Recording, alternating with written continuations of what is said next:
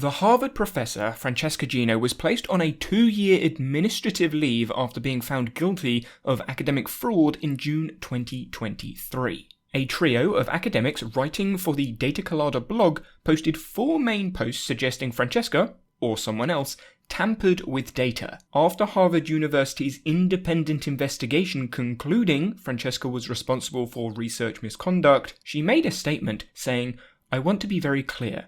I have never ever falsified data or engaged in research misconduct of any kind," followed by a $25 million defamation lawsuit against the Data Colada blog and Harvard University. Harvard because it ruined my career wrongfully, and Data Colada as what Data Colada wrote about my work is false and defamatory. Some argue she has committed academic fraud, others argue there was not enough proof, Harvard making up the rules, and the blog's posts were a vicious defamatory smear campaign. But Francesca has started sharing more details about the situation outside of the lawsuit, maintaining she did not commit academic fraud, using this quote from Yuri Simonson, one of the Data Colada blog writers, as supporting evidence. Nobody has unambiguously claimed that this was Francesca Gino's doing. So the retractions don't say that. They just say data she had and data she posted. My belief is that she did it, but there's no evidence. Evidence to preface her point that Data Colada designed its writing to leave practically everyone, including my employer, with exactly that implication. The implication that Francesca's research had falsified data because of her. In the clusterfake blog post, the trio identified duplicate ID numbers which shouldn't appear in the data.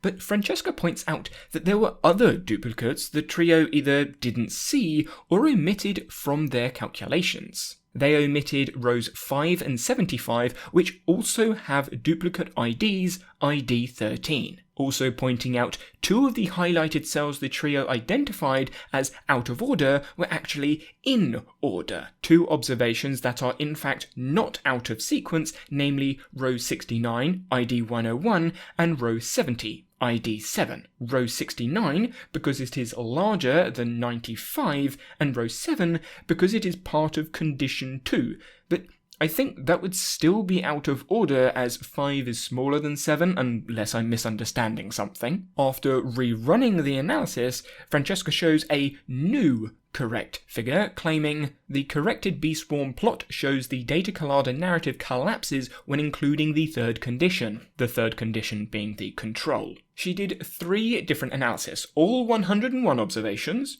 removing 8 flagged by Data Colada, and removing 10 flagged by Francesca, which she believed should have been flagged if Data Colada followed their own rules. The first and third rows supporting the original hypothesis, but the second row, Data Colada's flagged data, doesn't. Supporting Francesca's claim, Data Colada cherry-picked the data. Something in Excel called calc chain was used by Data Colada as evidence the Excel spreadsheet had been changed. However, it indicates the order in which the cells were last calculated. So Francesca says calc chain just doesn't do what Data Colada says it does. With the data being collected in July 2010 by Lab Help, the original data no longer exists, which isn't unusual. Duplicate IDs argued to be sloppy and unfortunate, but not surprising given the paper-based system used. For the proposed sorting errors, Data Colada assume it was electronically sorted, which Francesca says was almost certainly incorrect, addressing other skeptics about the data results, saying, "This is just how the data came out in this particular study." Harvard Business School made 4 claims about the dataset. They obtained an unpublished dataset for the clusterfake study, with a forensic firm compared original and published datasets. The comparison yielded significant discrepancies, and the discrepancies were evidence of fraud from Francesca. However, Francesca claims they had the wrong unpublished data. As the data was reported as paper first, no spreadsheet is technically original, with multiple versions being created. HBS got 3 versions from July 13, July 16, and July 27 from 2010, but Francesca says there was a 4th, also dated July 16, but says they will reveal when time is right, totaling 4 datasets. Maidstone Consulting Group was the forensic firm hired by HBS to help with analysing the dataset, but Francesca doesn't blame Maidstone. She points out they were unsure, like Francesca, if the dataset was the correct one to be analysing. Maidstone repeatedly expressed their lack of certainty that the July 16 HBS version was the dataset they should be relying on for their analysis. Without specific notes or records of the conversations that took place at the time, it is hard to be specific about the details. And engaging in this kind of data hygiene is considered perfectly acceptable and consistent with research norms in my field, meaning that adjusting the dataset without record was common and accepted, giving some example cases. One participant's data was discarded because they reported completing 1 puzzle out of 20 within the allotted 5 minutes. One participant's data was discarded because they reported solving all 20 puzzles.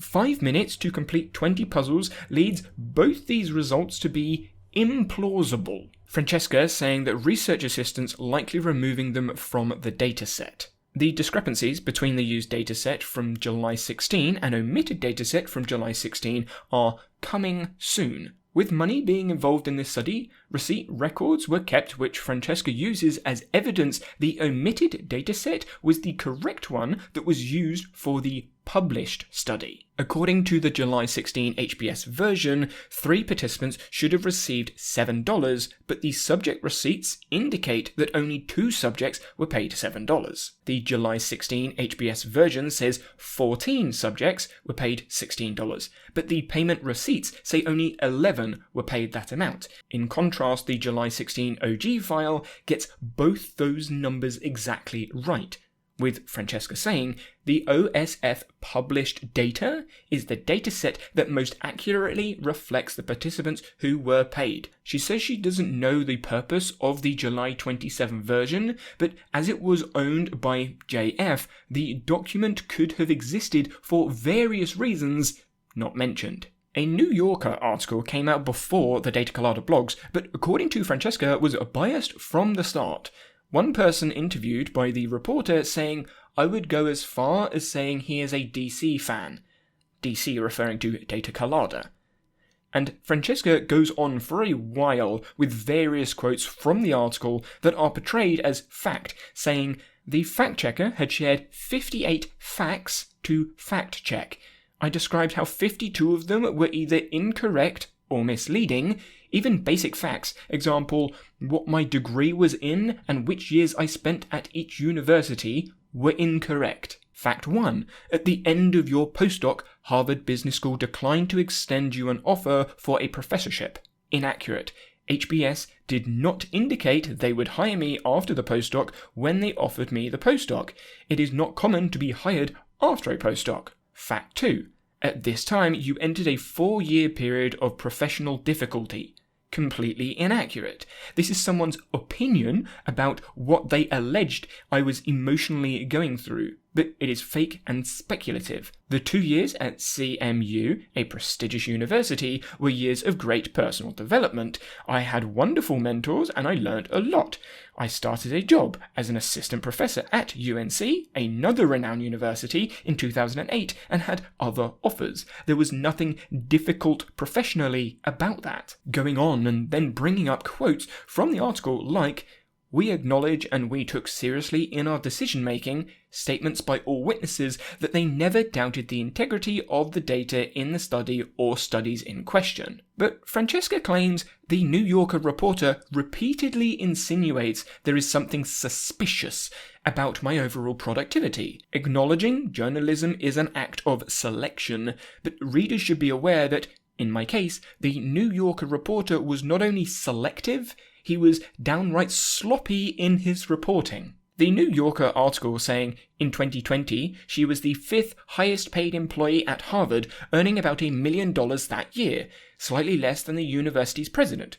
which Francesca said the reality is this was a one-off instance of higher than normal pay because in 2020 I brought a significant client to HBS and was asked to work intensively with them, above and beyond my normal workload.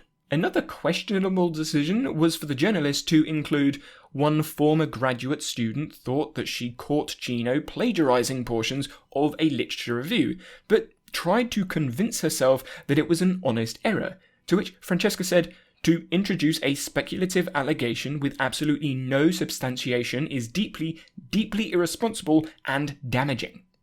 The rebuttal continuing with various examples where journalistic integrity is certainly worth questioning. As to the Harvard policy, in July 2021, they created a new policy before informing Francesca about any allegations.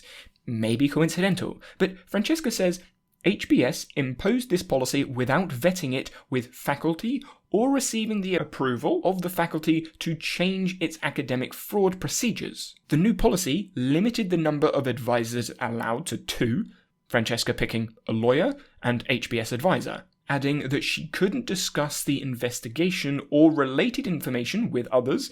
The old policy would have allowed that, and adding a new research integrity officer which prevents the accused, Francesca, of talking with the committee directly. But despite the new policy, both policies were very similar. However, Francesca claims HBS didn't do any of these things from their own policies.